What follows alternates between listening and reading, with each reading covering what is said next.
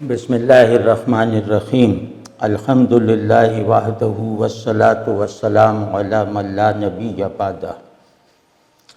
ہم وہ جو فص نوحی کے جو پرابلم پیدا کرنے والی کچھ عبارتیں ہیں ان پہ تو بعد میں بات کریں گے۔ یہ بڑا اچھا کیا کہ اس گفتگو کا بالکل ایک دائرہ مقرر کر دیا معروف صاحب نے کہ ہم اپنے سب کانٹیننٹ یا ساؤتھ ایشیا کے حوالے سے ابن عربی کے جو ہمہ جہت اثرات ہیں ان کو پہلے سمجھنے کی کوشش کریں، پھر اس سے زیادہ اس سے پہلے ہم یہ جاننے کی کوشش کریں کہ ابن عربی میں وہ کیا خصوصیت اور امتیاز یا انفرادیت یا جامعیت تھی جس کی وجہ سے وہ مسلم جو سب کلچرز ہیں وہاں تک ان کے اثرات پہنچے، اور صرف بر صغیر تک نہیں بلکہ پورا عجم جو ہے وہ ایک طرح سے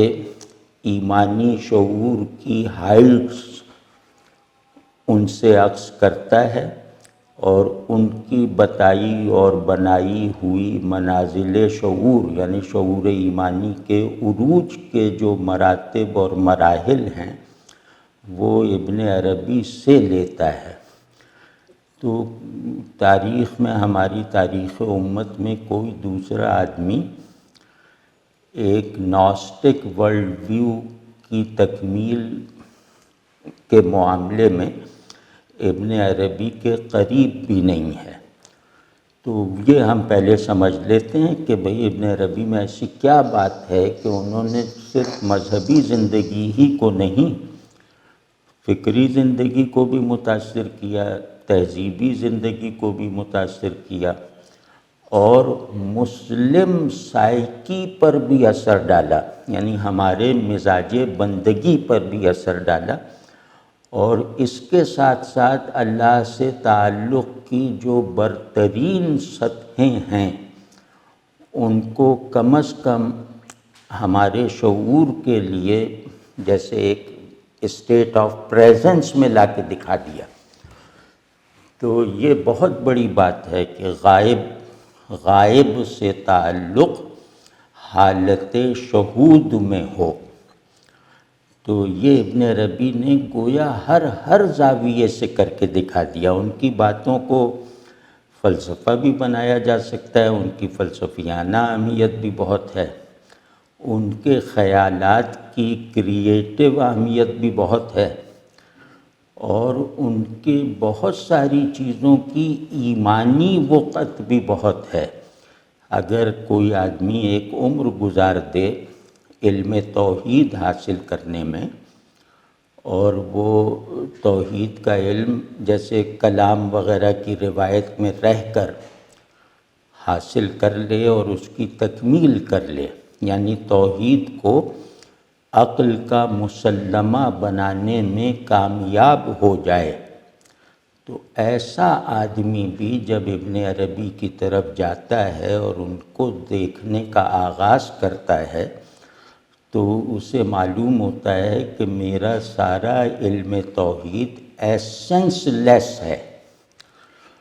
مطلب یہ جو میں نے توحید کو ریشنلائز تو نہیں کہنا چاہیے، یعنی توحید کو عقل کے لیے واجب القبول بنایا ہے، اور عقل جس منطق پر چلتی ہے اس منطق پہ اپنے عقیدے کو پورا اتار کے دکھا دیا ہے، اور بالکل صحیح کیا ہے۔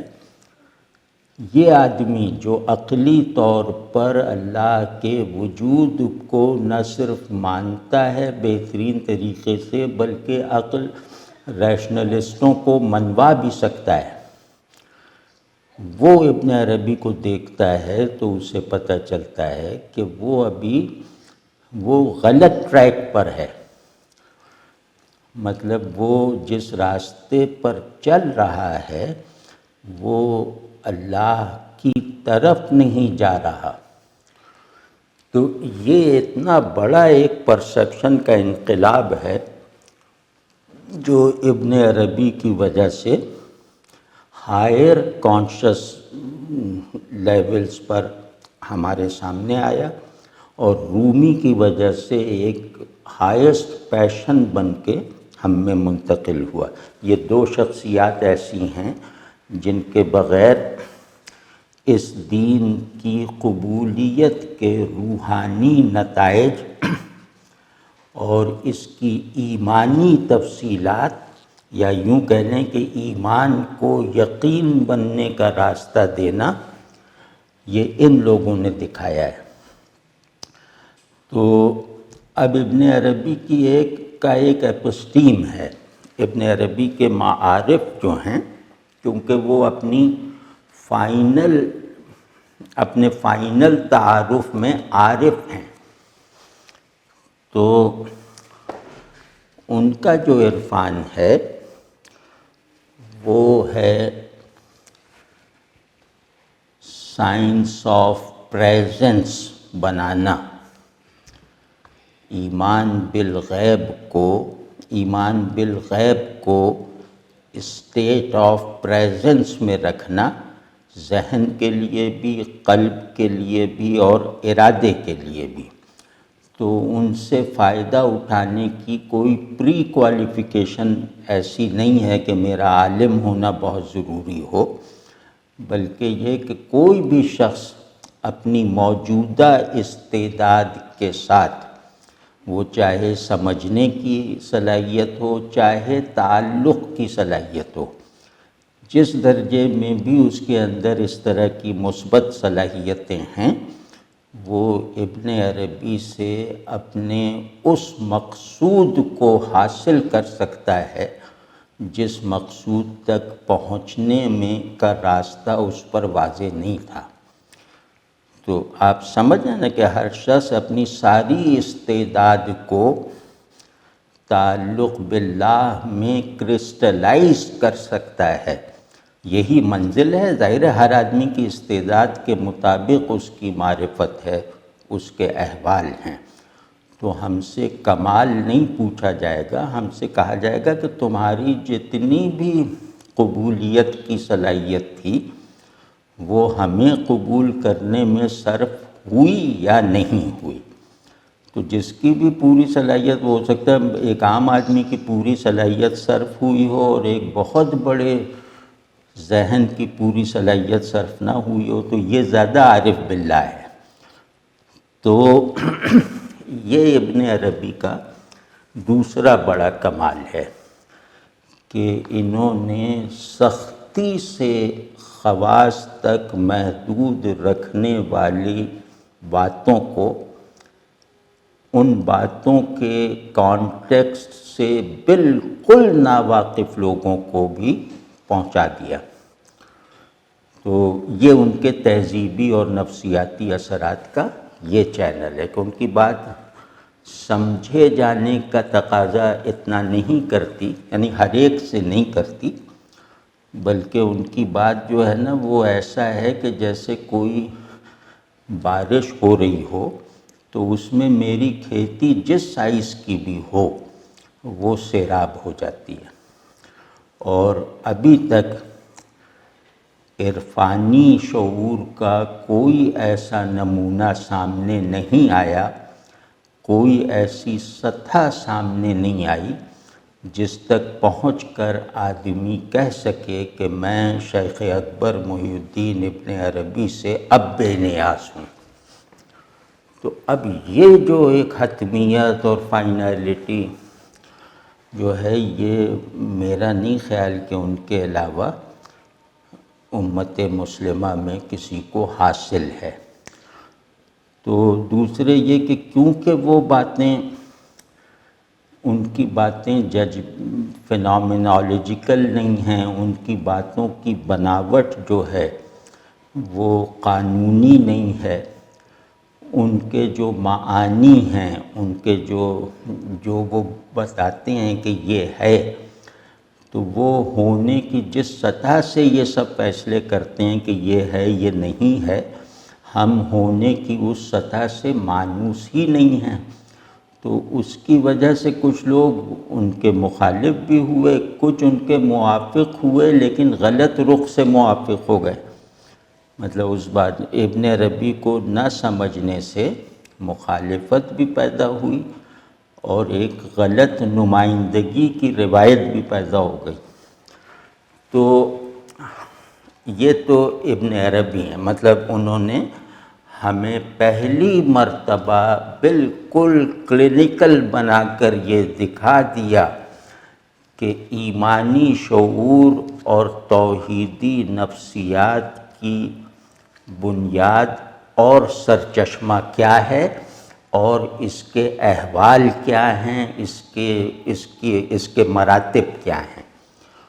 تو ہم اپنی بندگی کے علم میں بھی خاصے میکینیکل ہو چکے تھے، خاصے بکش ہو چکے تھے، اور اللہ کی الوہیت کے ساتھ بھی ہمارے ذہن کا تعلق بہت سطحی تھا، اور کہیں کہیں لگتا ہے کہ یہ ہمارے تصورات الوہیت اللہ کی توہین نہ ہوں۔ تو ابن عربی نے ہمیں اس مخمصے سے نکال دیا، یعنی شعور کو مومن بننے کی انتہا دکھا دی، اور اپنے عرفان کی وہ گہرائیاں جو ہیں وہ گویا ایک روشنی سے روشن کر دیں جن پہ اب تک، یعنی ان کے آنے تک اندھیرا چھایا ہوا تھا۔ تو اب اس بات کو اگر میں اصطلاح میں کہوں، اس بات کو جیسے ایک تھیوری بنا کر کہوں، تو وہ یہ کہوں گا کہ توحید الہ کے، توحید حق کو مین پرسپیکٹو بنا کر ابن عربی نے حق کے ساتھ تعلق کی شعوری، اخلاقی اور عملی تفصیلات ایسی دریافت کیں اور ان میں ایسی گہرائیاں پیدا کیں کہ جو ان سے پہلے نہیں تھیں۔ وہ ہمارے ایمانی شعور، ایمانی وجود دونوں کے سر دست واحد کامل مربی کی حیثیت رکھتے ہیں۔ تو ایک تو یہ بات ہو گئی۔ تو کیونکہ یہ جو ہمارا خطہ ہے یہ حق سے تعلق کی بہت بڑی روایتوں کا وارث ہے، مطلب اسلام سے پہلے بھی حق اپنی ٹرانسینڈنس کے ساتھ، اپنی ایمیننس کے ساتھ، یعنی اپنی تنزیہ اور اپنی تشبیہ کے ساتھ ہندیوں کے لیے معروف تھا، اور یہ جیسے ان کے ذہن اور ان کی تمام نفسیات کا جو نظام بن گیا تھا، وہ ہم کہہ سکتے ہیں کہ تشبیہ و تنزیہ کے اصول پر بنا ہوا تھا۔ لیکن چونکہ یہاں والے یعنی ویدک روایتوں کے وارث یہ نہیں مان پا رہے تھے، یہ نہیں جان پا رہے تھے کہ حق ذات ہے۔ جیسے شنکراچاریہ اور ابن عربی میں اگر فرق ہم کریں تو وہ فرق یہ ہے کہ شنکراچاریہ کے یہاں سپریم ریئلٹی جو ہے وہ ذات نہیں ہے، وہ ایک یونیورسل کانشسنس ہے، وہ شعور اعلیٰ ہے، وجود مطلق اور ذات مطلق نہیں ہے۔ تو ابن عربی اس کو ذات مانتے ہیں، اس کی اینٹیفک، وہ کہتے ہیں اگر حق موجود نہ ہو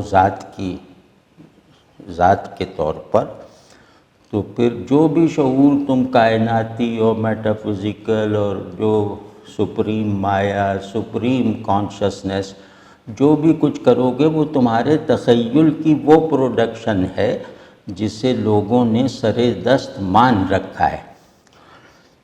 تو اس میں جو نقائص رہ گئے تھے کہ اب وہ برہما سے تعلق کا کوئی رنگ رہ ہی نہیں گیا تھا، مطلب یہ نہیں تھا کہ میں اس کے آگے دعا کروں، اس سے اپنے تعلق کا اظہار کروں، اور اس کے ساتھ اپنی وجودی نسبت کو سمجھ کر اس کی بندگی میں صرف کروں، تو یہ سب یہاں نہیں تھا۔ تو یہاں سارے جذبات اور احساسات اور عبادات وغیرہ کا نظام تشبیہ پہ چلنا شروع ہو گیا۔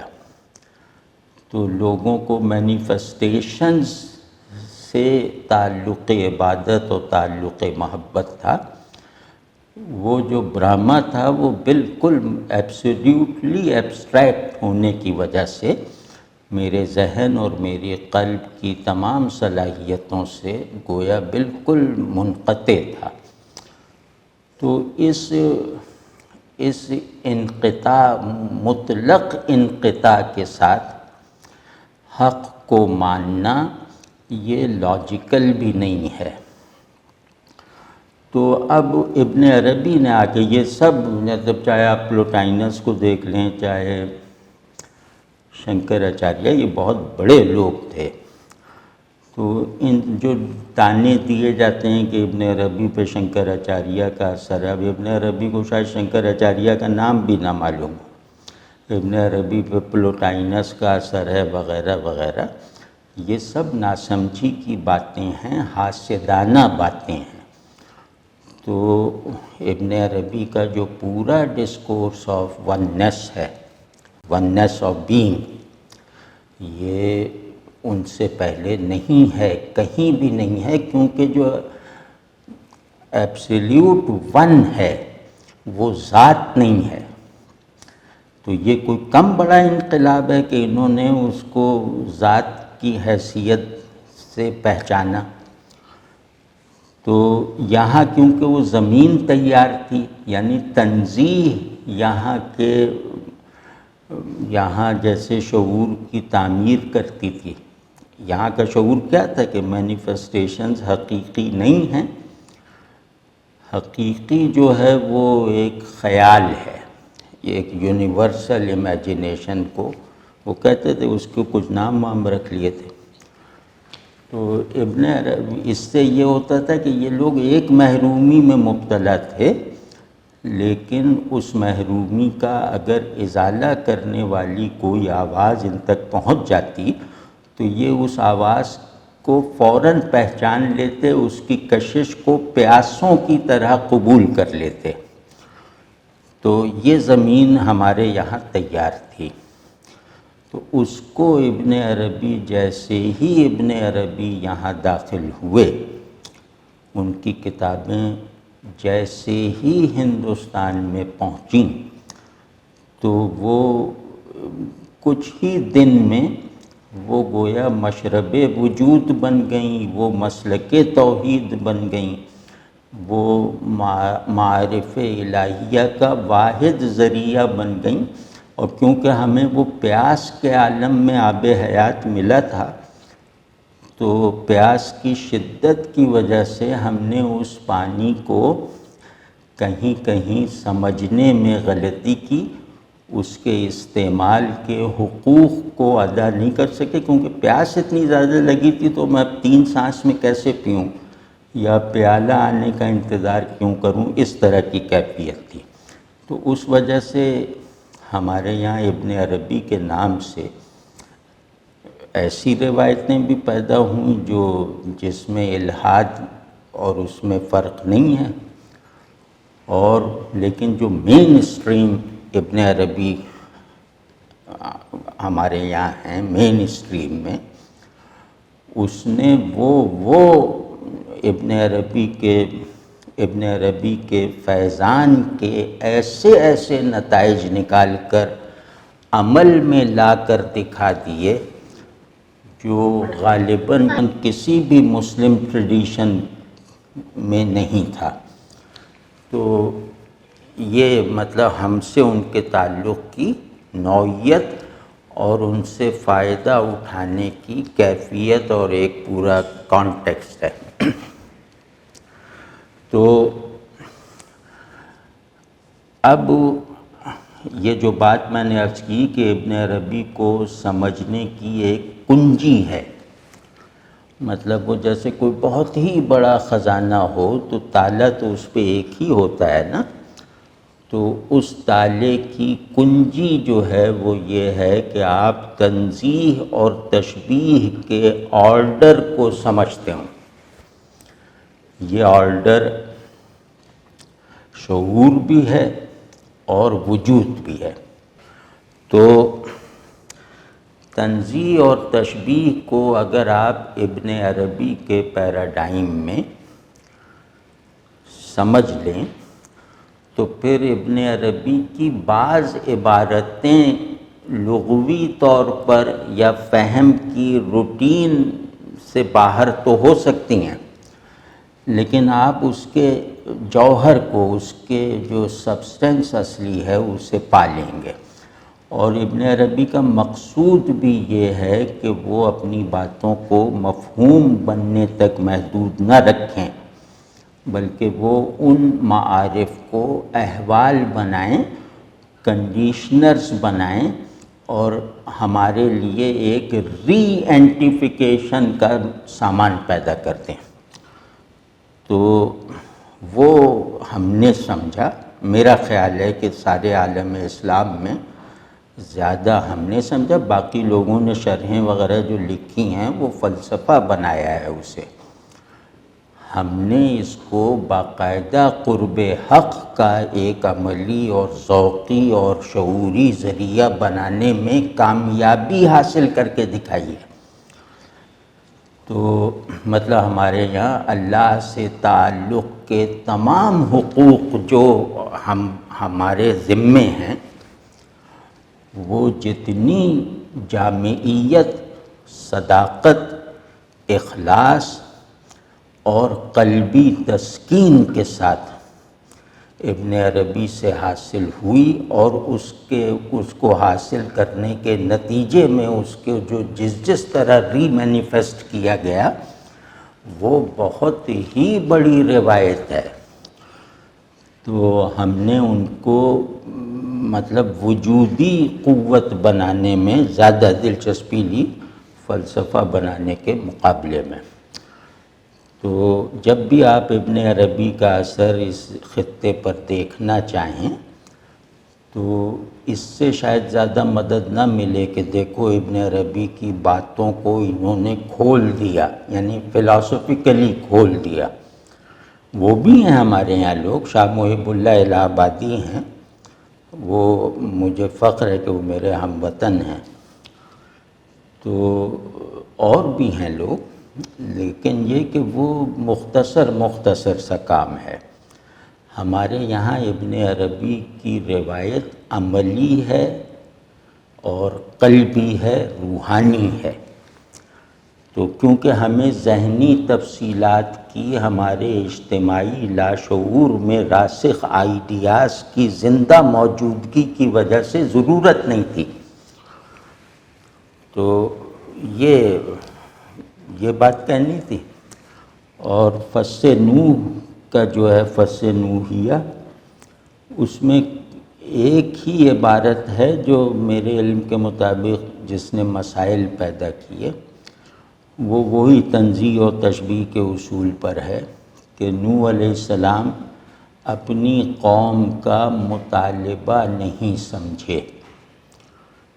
تو اس سے لگتا ہے کہ نبی کی توہین ہو رہی ہے، اور رسول اللہ صلی اللہ علیہ وسلم نے سمجھا وہ۔ تو بظاہر لفظوں سے مسئلہ پیدا ہوتا ہے، ایک قانونی ذہن جو ہے جو لفظوں کے فوری معنی اور عملاً جو موجود معانی ہیں ان کی بنیاد پہ فیصلہ کرتا ہے، تو وہ یہ فیصلہ کر سکتا ہے کہ یہ مناسب نہیں ہے، اور اس فیصلے کو ابن عربی کے شارح صفائی دیں گے کہ ادب متاثر نہیں ہوا، لیکن اس بات کا انکار نہیں کریں گے کہ ان الفاظ سے مسئلہ نہیں پیدا ہوا۔ تو سب نے، جامی نے اور کئی لوگوں نے اس پہلو سے کہ بھئی یہ اعتراض اگر درست ہے تو یہ بہت خوفناک بات ہے، لیکن ہمیں دیکھنا چاہیے کہ اتنے بڑے آدمی سے ایسی بچکانہ اور گستاخانہ حرکت کیسے ہو سکتی ہے۔ تو تو وہ جو فصل لکھ رہے ہیں نوح علیہ السلام پہ، یعنی کہ نوح علیہ السلام حقیقت کی ایک سپریم مینیفیسٹیشن کے وارث اور مبلغ ہیں، تو ان سے بھلا کیسے ہوگی؟ تو پھر اس میں یہ کرتے ہیں کہ تنزیہ اور تشبیہ، حق اپنی شان تنزیہ کے ساتھ بھی مانا جائے اور شان تشبیہ کے ساتھ بھی جانا جائے، کیونکہ یہ ڈیوائن پرنسپلز ہیں۔ تو ختم نبوت سے پہلے حق کی تنزیہی جہت اور تشبیہی جہت آپس میں ممتاز نہیں تھی، تو وہ بھی اللہ کی کوئی اسکیم ہوگی۔ تو جب وہ ممتاز تھی ہی نہیں اور اسے ممتاز کر کے بیان کرنا نبی انبیاء علیہم السلام کے ذمے ہی نہیں تھا، تو پھر اس میں کوئی نقص نہیں ہے، اس میں کوئی خرابی نہیں ہے، اس میں کوئی قصور نہیں ہے۔ لیکن جب ہم یہ بتانے چلتے ہیں کہ رسول اللہ صلی اللہ علیہ وسلم کے آنے سے یہ دونوں جہتیں جو ہیں وہ آپریٹو ہو گئیں، اور یہ دونوں جہتیں اللہ کو ماننے والے ذہن میں گویا غیر شعوری طور پر داخل ہو گئیں، تو پھر ہم اس طرح بتاتے ہیں کہ دیکھو پچھلی نبوتوں میں یہ نہیں تھا۔ اگر رسول اللہ صلی اللہ علیہ وسلم اس وقت نوح علیہ السلام کی جگہ ہوتے، یعنی موجودہ خاتم النبیین، تو وہ کسی اور طرح اس کو دیکھتے۔ تو اس میں توہین نہیں ہے، اس میں جیسے فضیلت ثابت کرتے ہیں نا کہ بھئی وہ عیسیٰ علیہ السلام شریعت لے کر نہیں آئے، تو نعوذ باللہ وہ کوئی توہین تھوڑی ہے، وہ تو یہ ہے کہ اس وقت اللہ کی اسکیم نہیں تھی یا ان کے ذمے یہ نہیں تھا، کیونکہ دین ابھی تکمیل کے مراحل میں تھا، اللہ سے تعلق کی تفصیلات ابھی باقی تھیں جو رسول اللہ صلی اللہ علیہ وسلم کے ہاتھوں پوری ہونی تھیں۔ تو اس کو اس معنی میں لیا جائے، اور ایک شخصیت کا اعتبار ہوتا ہے، اس کے کلام کے معنی اس کے اعتبار کی روشنی میں طے کیے جاتے ہیں۔ تو ابن عربی ایسے لوگ جو ہوتے ہیں ان کا اعتبار یہ ہے کہ یہ عارف باللہ ہیں، یہ قرآن کو بہت زیادہ جاننے والے ہیں، یہ حدیث کے انتہائی بڑے عالم ہیں، یہ فقہ میں بہت بڑے لوگوں میں سے ہیں اور مقلد ہیں کسی فقیہ کے۔ تو اب ان سب چیزوں کو دیکھ کر پھر آدمی پھر اس کی تعویل کرے گا، وہ فوراً فیصلہ نہیں کرے گا، وہ تعویل کرے گا کہ یقیناً شیخ کی یہ مراد نہیں ہے۔ مطلب یہ بات قسم کھا کے کہی جا سکتی کہ جو ہم سمجھ رہے ہیں وہ شیخ کی مراد نہیں ہے، کیونکہ شیخ کا ایک جو اعتبار ہے وہ ہمارے ذہنوں میں ایسا ہے کہ وہ ہمیں اس بات کا پابند بناتا ہے کہ ان کی بظاہر غلط باتوں کو بھی ہم تعویل کریں، یعنی وہ اس کے پیچھے وہ حکمت تلاش کریں جس کی وجہ سے اس کے اظہار کے لیے ایسے الفاظ چنے گئے۔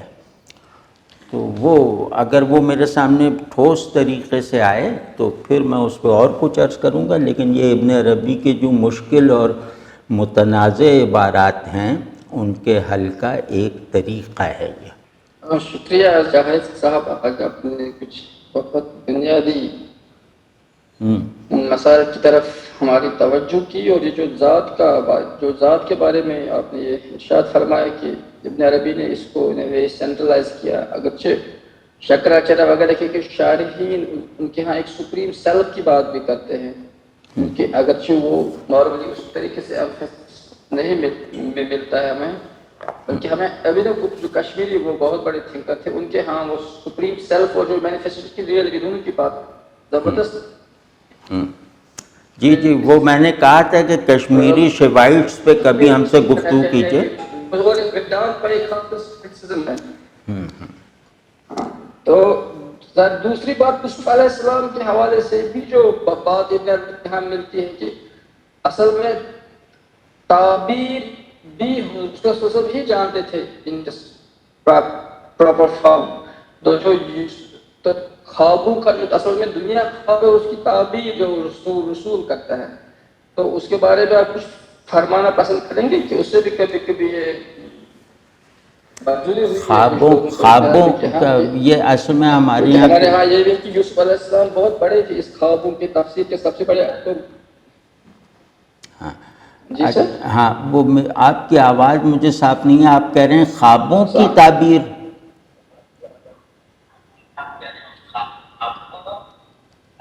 ہاں جی، حضرت یوسف علیہ السلام پر بھی جو ابن عربی کے ریمارکس ہیں اس معاملے میں کہ اصل میں جو یا اچھا اور سر ایک بہت جو سٹل مقدمہ انہوں نے فصل یونس میں قائم کیا ہے کہ پیغمبر آتے کیوں ہیں، اگرچہ اس کا شعور آلریڈی انسان کے ذات میں رکھا گیا ہے کہ حق کی حقانیت کا، اب اس میں کچھ بہت سٹل باتیں آ رہی ہیں کہ جو پھر اللہ کی طرف سے یونس علیہ السلام کو وہ جواب دیا، یا جو یونس علیہ السلام ابن عربی کو وہ جواب دیتے ہیں کہ پیغمبر کی ضرورت پھر کیوں ہے، اگرچہ اس کا احساس آلریڈی ہماری اس جو فطرہ میں وہ رکھا گیا ہے۔ آپ اس کے بارے میں تھوڑا اور گفتگو کریں گے، اس کو ایلابوریٹ کریں گے؟ ہاں جو پیغمبر کی ضرورت ابن عربی کے اس تناظر میں فصوص الحکم اسی سوال کا جواب ہے۔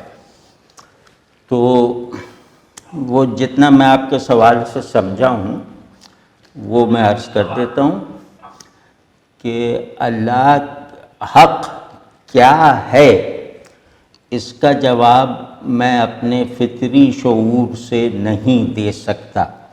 میری فطرت میں حق کی معرفت نہیں رکھی گئی، حق کی قبولیت رکھی گئی ہے یا طلب رکھی گئی ہے، اور جو معرفت رکھی ہے وہ ابن عربی کے ڈسکورس میں میرے عین ثابت میں ہے، تو جس سے میں بالکل ڈسکنیکشن میں ہوں، مطلب کوئی رشتہ میرے ہی عین ثابت سے نہیں ہے، یا میری جو فطرت اصلی ہے جو یوم میثاق کے دن جس نے اظہار کیا، تو میں وہ میرے حافظے میں بھی نہیں ہے۔ جو جملہ مجھ سے کوٹ اللہ کر رہا ہے وہ جملہ انسان کے حافظے میں نہیں ہے، ایک عمل کے طور پر، ایک واقعے کے طور پر، تو اس سے کچھ باتیں نکلتی ہیں۔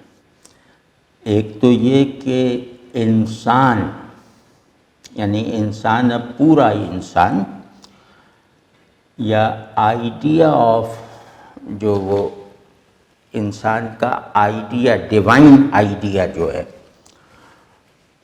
اس میں سب چیزیں رکھ دی گئی ہیں تفصیل کے ساتھ اور پریزنس کے ساتھ،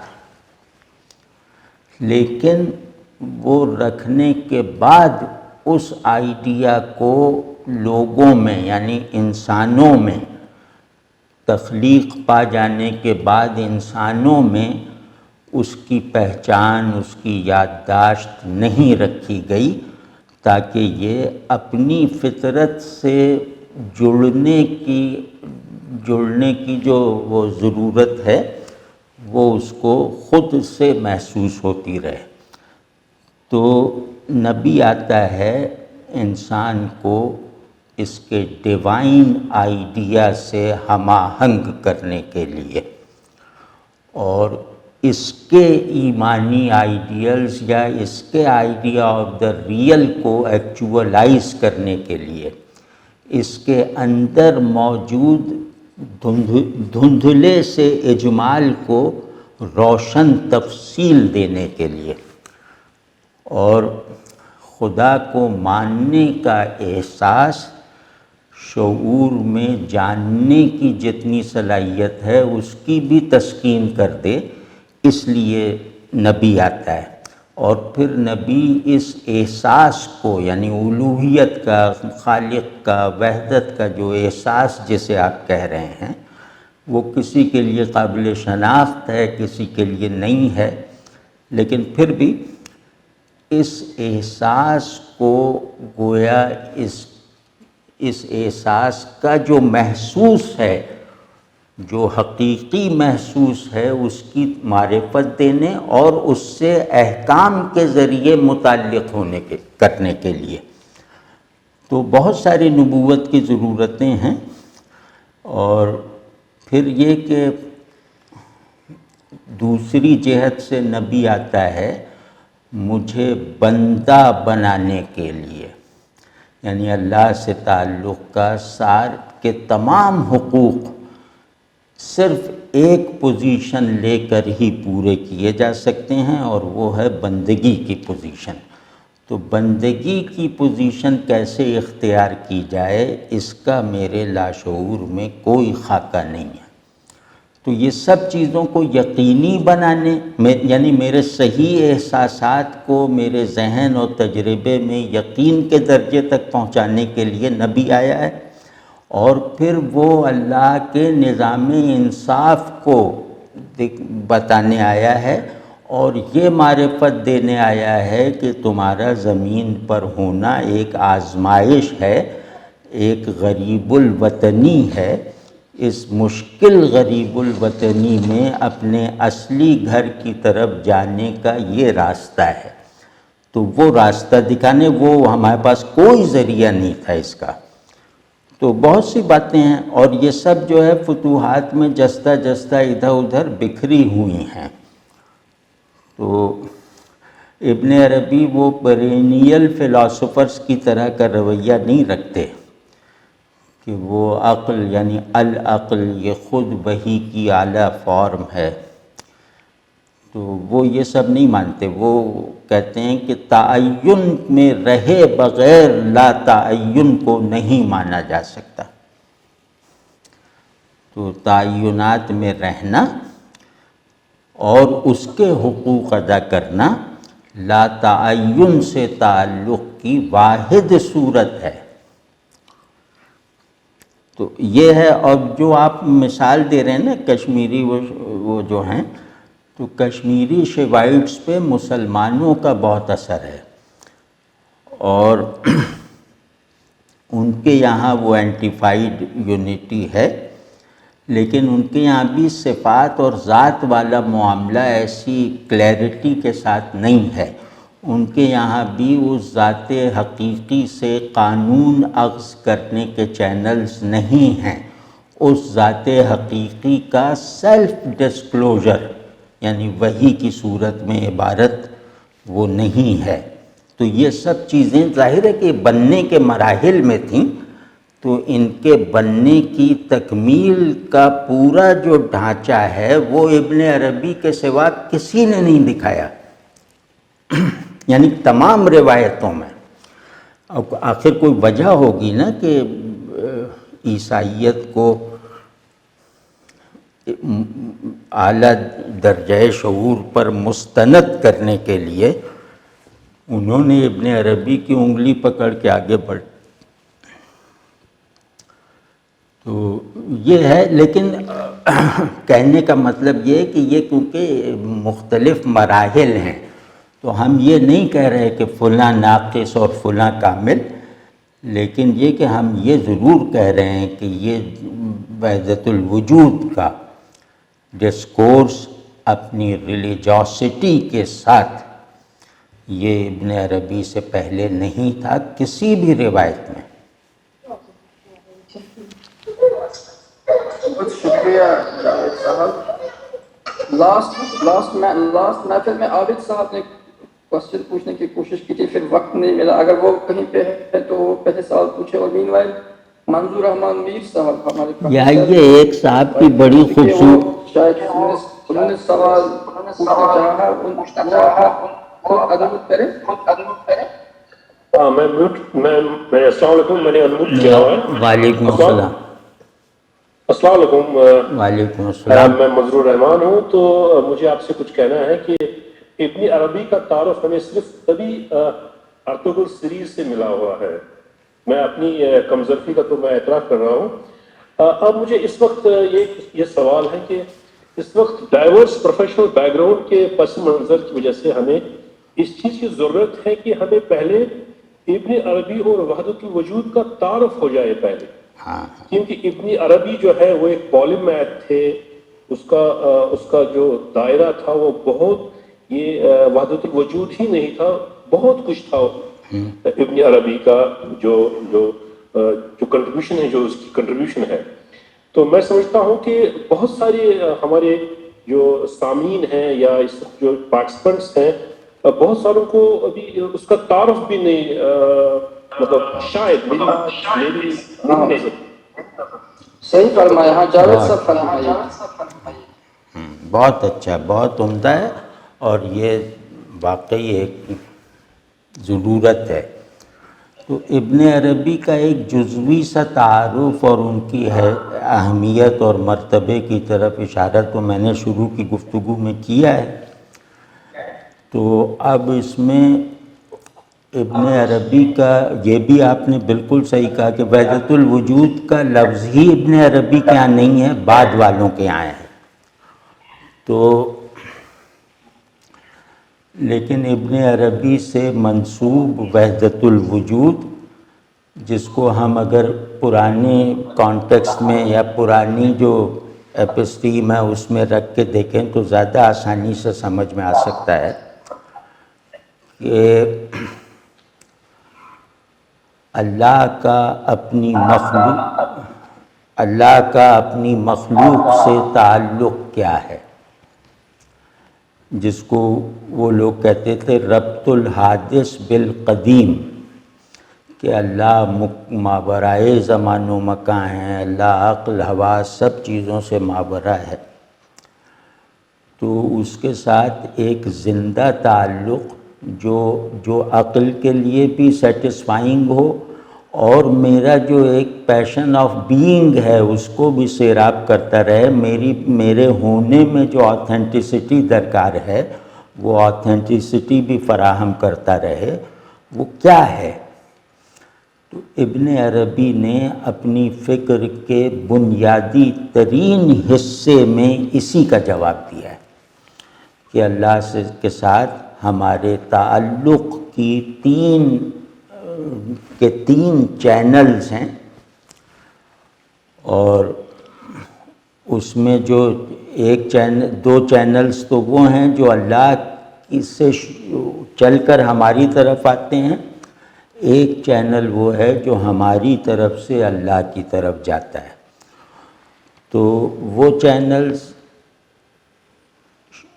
جو اللہ کی طرف سے آتے ہیں وہ تنزلات کی شکل میں ہیں، تعینات کی اصطلاحوں میں ہیں. ابھی موقع نہیں ہے اس کی پوری تفصیل کا، لیکن یہ کہ یوں سمجھیں کہ اللہ کی طرف سے مخلوق سے تعلق کی تمام قسمیں تعینات اور تنزلات کی تفصیل میں آ جاتی ہیں. اور دوسرا جو ہے اس کا قانونی پہلو ہے کہ اللہ کے ساتھ تعلق ہر شے کا بندگی کی نسبت سے ہے. تو یہ جو بندگی ہے یہ اپنے اس معبود سے جس کو کسی بھی طرح نہیں پایا جا سکتا، جانا جا سکتا، اس معبود سے خود کو ایگزسٹینشیلی کیسے ریلیٹ کرے، یعنی اپنے ہونے کی کون سی حالت کو دریافت کرے جس سے اللہ کا ہونا اس کے لیے گویا ایک تجربہ بن جائے، اس کے لیے یقینی ہو جائے. یہ وہ چینل ہے جس کو وحدت الوجود کہا جاتا ہے کہ وحدت الوجود کا پرسپیکٹو، وحدت الوجود کو سمجھے بغیر، اس میں واضح ہوئے بغیر بندہ اپنی طرف سے اللہ سے یعنی الہ حقیقی سے یعنی حق مطلق سے نسبت نہیں پیدا کر سکتا. اور اس کا جو تیسرا چینل ہے وہ چینل ہے وحی. وہ چینل ایسا ہے کہ اس چینل کی تصدیق کے بغیر باقی دونوں چینلز باطل ہیں. تو دو چینلز ہیں، ایک اللہ سے بندے کی طرف، ایک بندے سے اللہ کی طرف، اور ایک چینل ایسا ہے جو کورسپونڈنگ ہے، یعنی دونوں میں مشترک ہے. وہ چینل وحی ہے. تو یہی چینل یقینی ہے. باقی دو چینلز مفید ہیں مگر اعتباری ہیں. تو اگر باقی 2 چینلز کو ویلیڈیٹی ان کی ثابت کرنی ہو تو اس کے لیے یہ محتاجی ہے ہمیں کہ ہم اس کی تصدیق وحی سے کروائیں، یعنی اس کی کتاب سے، اس کے نبی سے۔ تو وحی کی بھی 2 قسمیں ہیں، ایک وحی ہے کلامی لفظوں میں، ایک وحی وجودی ہے جو مکمل ہوئی ہے ذات رسول صلی اللہ علیہ وسلم میں، یعنی آپ صلی اللہ علیہ وسلم وحی مجسم بھی ہیں۔ تو یہ دو آسانیاں ہمارے لیے پیدا کر دیں تاکہ ہمیں اپنے احوال اور اپنے اعتبارات کی تصدیق اور توثیق کروانے کے لیے کسی مشکل کا سامنا نہ کرنا پڑے۔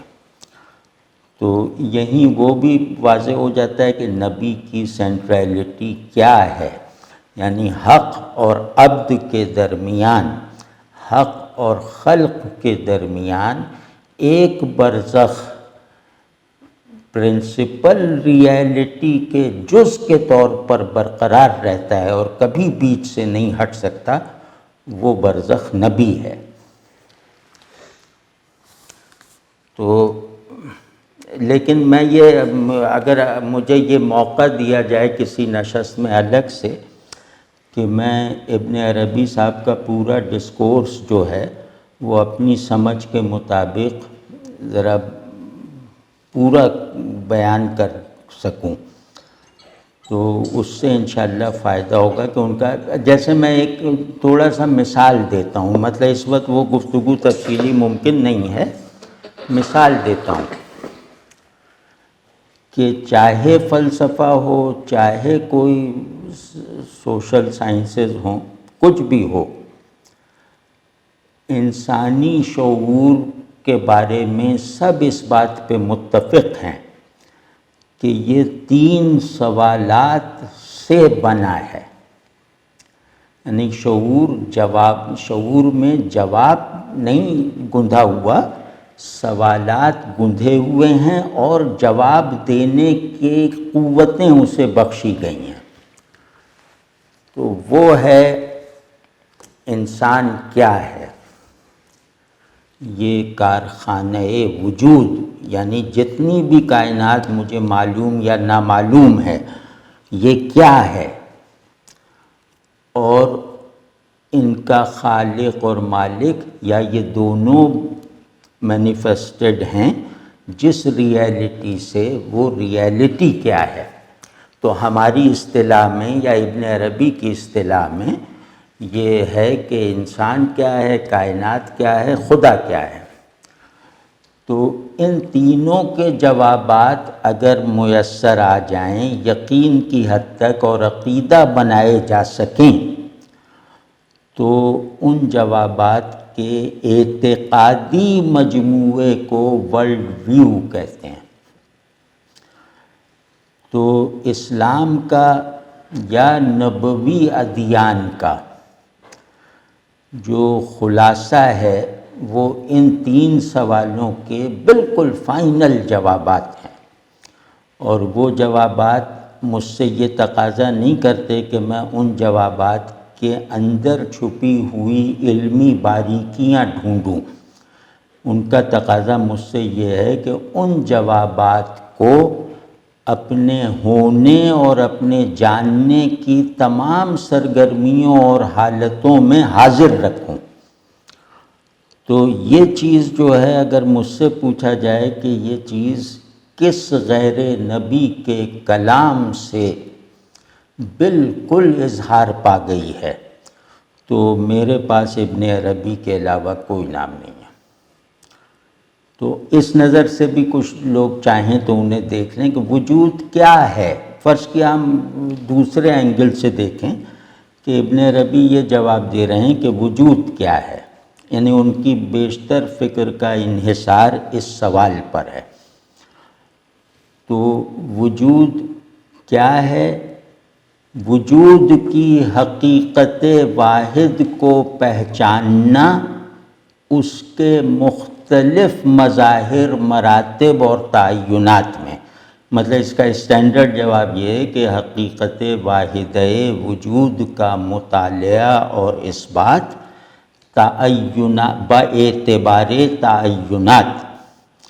اب یہ اتنی بڑی معرفت ہے، اتنی بڑی حقیقت ہے کہ میرے شعور کے میٹافزیکل ایسنس کو میرے شعور کی دیگر فیکلٹیز پر ہمیشہ کے لیے غالب کر دیتا ہے. تو اب مطلب ابن عربی کی بہت بڑی اہمیت یا مجموعی اہمیت اور انفرادیت یہ ہے کہ انہیں میٹافزکس، خصوصاً گاڈ بیسڈ میٹافزکس کو جو گندھا ہوا چھپا ہوا ورلڈ ویو ہے وہ کیا ہے، اس کا جواب ابن عربی نے دیا ہے. تو اگر ہم سے کوئی پوچھے گا کہ بھئی قرآن سے کیا ورلڈ ویو اخذ کر سکتے ہیں، تو ابن عربی سے مدد لیے بغیر آپ اس کا جواب ٹھیک سے نہیں دے سکتے. مجھے لگتا ہے شاید 3-4 منٹ ہیں ہمارے پاس. تو نہیں آپ منٹ کیا، میں گھنٹہ بیٹھنے کو تیار ہوں، لیکن ویسے کہہ رہا ہوں کہ وہ وقت. اب معروف صاحب مصفی کا شعر سنا دوں آپ کو میں؟ ضرور ضرور، بسم اللہ. ہاں، آپ کے توسط سے سب کو. یہ وقت وغیرہ کا مسئلہ نہیں ہے.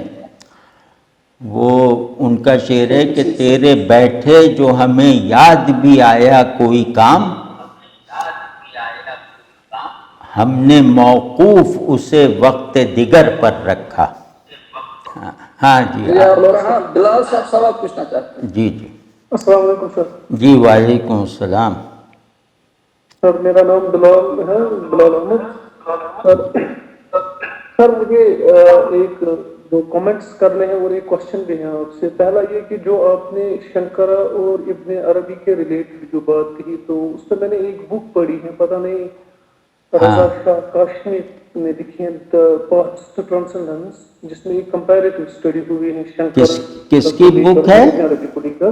کس کی کتاب؟ تو اس میں مطلب بہت کلوزلی دکھایا گیا ہے کہ جو ابن عربیت کا ویو پوائنٹ ہے وہ بہت ریلیٹڈ ہے. اور دوسری بات، اس سے مجھے یہ بھی اکثر پتہ چلتی ہے بات کی، ابن عربی کوئی نئی بات نہیں کہتے ہیں، مطلب ان کا طریقہ کار جو ہے کہنے کا، وہ پریزنٹیشن جو وہ کرتے ہیں اپنے میں، بٹ دا تھنگ کہ وہ وہی بات کہتے ہیں کہ جو ہمیں موسٹلی ہندو فلاسفی میں ملتا ہے. مطلب جو ہم کہتے ہیں کہ وہ ایسنس اور پھر اس کی مینیفیسٹیشن، انگلش ٹرمینالوجی میں ہم کہتے ہیں transcendent Godhead and we say immanent God and so on, یا impersonal God and personal God. بہرحال وہ ایک موضوع ہے. مجھے لگتا ہے کہ اگر اس پہ آنے والی نشستوں میں بحث ہو جائے کہ کیا ابن عربی یونیک اس میں ہے، جیسے آپ نے اپنے اس میں کہا، تو اس سے پہلے انہوں نے کسی نے نہیں کہا تھا. آئی ڈونٹ تھنک کہ میں اس کے ساتھ ایگری کروں گا، جہاں تک میری تھوڑی بہت نالج ہے اس کے ریلیٹڈ. تو that's a point to be discussed some other day. But presently میرا سر جو کوشچن ہے کہ ماشاء اللہ ابن عربی کو میں نے پڑھا ہے، زیادہ نہیں پڑھا ہے، بٹ جتنا پڑھا ہے بہت کلوزلی پڑھا ہے. پرائمری سورسز بھی پڑھے ہیں اور تھوڑے بہت سیکنڈری سورسز بھی پڑھے ہیں. تو ایک بہت اچھا ٹاپک جو مجھے آج آپ نے ڈسکس کیا وہ تھا کانسیپٹ آف تشبیہ اینڈ تنزیہ. تو یہ اس میں میری ذات بھی انوالو ہے اور وہ پروفیشنل پرسن بھی اس میں میرا انوالو ہے کہ جب ہم تشبیہ اور تنزیہ کی بات کرتے ہیں تو تشبیہ ہم ایز ہیومن بینگس یا ایز سالک یا as in search of truth جو لوگ نکلے ہیں، جب ہم تشبیہ کی بات کرتے ہیں تو بات سمجھ میں آ جاتی ہے. ایگزامپلز دیتے ہیں، قرآن سے ریفرنسز لیتے ہیں، جیسے ابن عربی ایکسپلین بھی کرتے ہیں اپنی بکس میں وغیرہ. مگر میرا فنڈامنٹل ایک پیراڈاکس رہا ہے جو مجھے ابھی تک بھی سالو نہیں ہوا کہ جب تنزیہ کی بات ہم کرتے ہیں، جہاں تک میں تنزیہ کو سمجھتا ہوں، تو تنزیہ میں what is the definition of تنزیہ جو ابن عربی ایکسپلین کرتے ہیں، وہ یہ کہتے ہیں کہ تنزیہ سے مراد ہے an entity, a being, which is unknowable, attributeless, ذات اللہ مطلب جس کے بارے میں نہ پوچھا جا سکتا مطلب پوچھ سکتے ہیں مگر اس کے بارے میں نہ کچھ جانا جا سکتا ہے اس کی مطلب nothing is like God, this is the definition of, nothing is like him. So اب میرا یہ کوشچن ہے کہ یہ اینٹیٹی جو اقبال نے بھی بہت اچھے سے پتہ نہیں کسی بک میں انہوں نے یہ ریز کیا ہے and he has raised it in a very very sort of angry way کہ یہ جو ذات کی بات ہو رہی ہے جس کے بارے میں نہ ہمیں پتہ ہے نہ کچھ ہے نہ جان سکتے ہیں جو ایک محفوظ چیز رکھی گئی ہے it is like a kind of a metaphysical ideal جو وہاں پر رکھا گیا ہے تو what is its importance for humanity as a whole. Thank you sir. ہاں بہت اچھے ماشاءاللہ بہت عمدہ اور لگ رہا ہے کہ انہوں نے ابن عربی کو دیکھا ہوا ہے لیکن تھوڑا سا کنفیوزڈ ہیں. تو اگر یہ ابن عربی ہی کے یہاں تنزیہ کی ڈیفینیشنز دیکھ لیتے تو ممکن ہے کہ پھر اس طرح کا وہ ڈائلیما یا اس طرح کی کوئی الجھن نہ پیدا ہوتی. جیسے کہ میں نے عرض کیا کہ اللہ تنزیہ کا میں اپنے الفاظ میں بیان کرنے کی کوشش کر رہا ہوں کہ تنزیہ کو سمجھنے کے لیے کیا رخ اختیار کیا جائے. تو کیونکہ تنزیہ ذاتی ہے وہ تنزیہ خیالاتی نہیں ہے ویدانت وغیرہ کی طرح وہ ذاتی ہے یعنی اللہ ذات کی حیثیت سے منزہ ہے منزہ محض ہے. تو اس کے کیا معنی ہوئے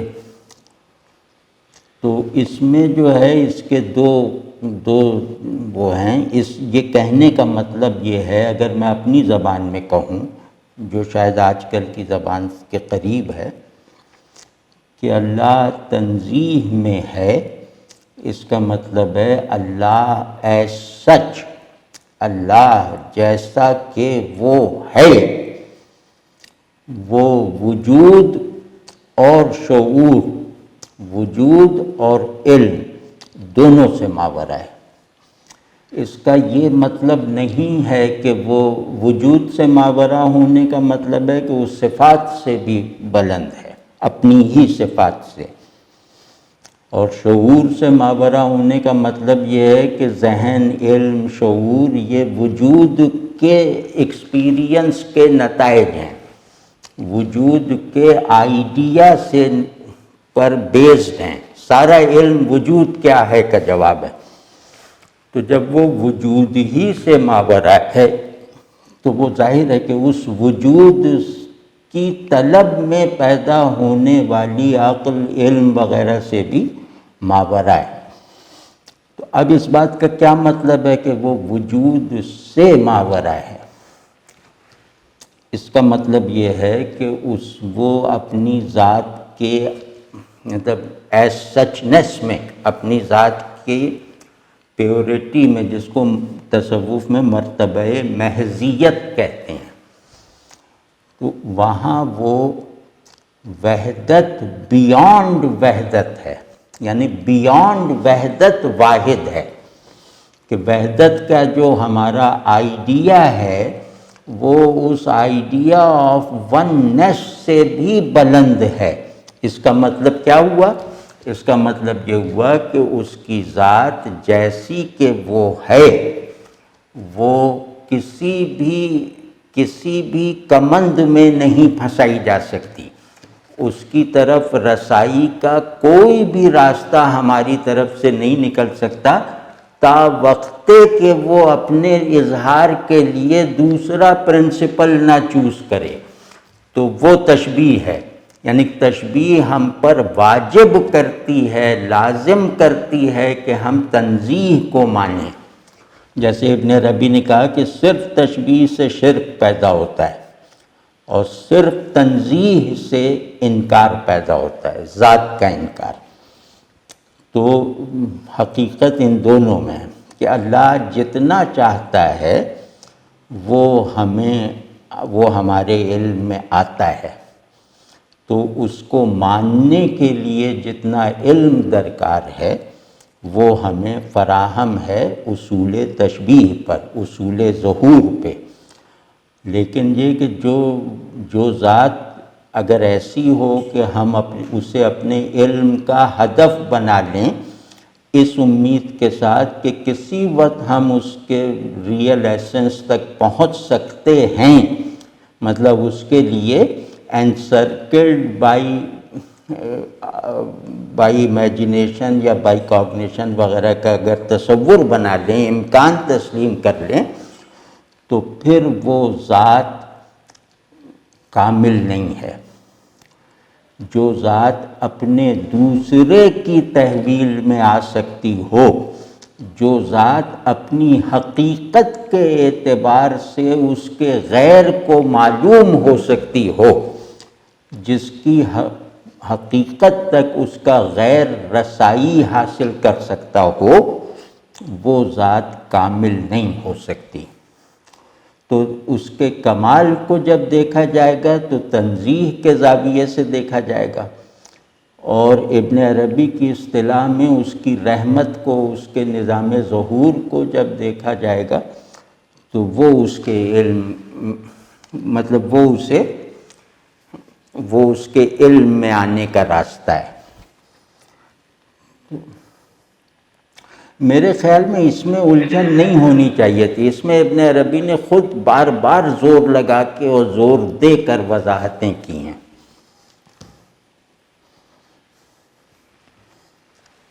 جیسے آپ شاید فلسفہ وغیرہ بھی پڑھتے ہیں، جیسے تمام فلسفوں کا یا تمام علوم کا اس بات پر اتفاق ہے کہ تھنگ ان اٹ سیلف یا تھنگ ایز سچ کو نہیں جانا جا سکتا، مطلب جانا ہی نہیں جا سکتا، لیکن اسے ماننا ضروری ہے۔ تو اب آپ اس سے یہ سمجھ گئے نا کہ یہ انسان کے فطرت شعور میں ایک بات ہے جو ہر جگہ اپنا اظہار کرتی ہے، جو یہ بتاتی رہتی ہے کہ علم چھوٹا ہے، وجود زیادہ ہے۔ شکریہ جاوید صاحب، مجھے لگتا ہے ہم نے آپ کا بہت وقت لیا۔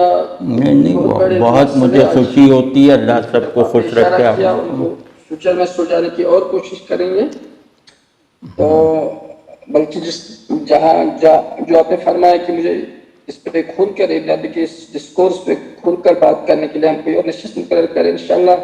مجھے لگتا ہے کہ نیکسٹ محفل جو ہماری ہوگی، اگر آپ مناسب فرمائیں، اسی پہ پھر رکھ لیتے ہیں۔ تو ہاں، بس میں یہی کہنا چاہ رہا تھا کہ ہم نے آج آلریڈی آپ کا جو وقت کا لمٹ ہے وہ آلریڈی ہوا، تو اگر تو ہم آپ سے رخصت لیں گے پھر، اور جو آپ نے فرمایا کہ ابن عربی کے اس سینٹرل ڈسکورس پہ کبھی مدلل تشریح فرمائیں گے آپ، تو ہم اگر نیکسٹ محفل اسی پہ ہم اس کا وہ موضوع رکھیں گے، تو اگر آپ مناسب سمجھتے ہیں تو یہی ہوگا۔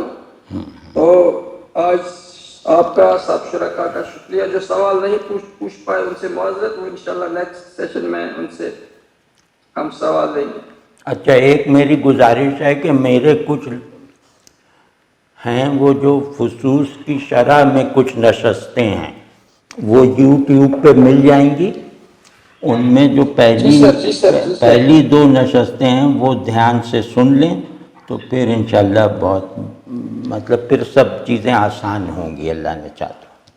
ہاں جی، ہاں، ہم سب سے سلسلہ کریں گے کہ وہ ان کو ایک بار سننے کی کوشش کریں۔ بالکل، تھینک یو سو مچ، بہت شکریہ جناب، بہت شکریہ۔ السلام علیکم ورحمۃ اللہ۔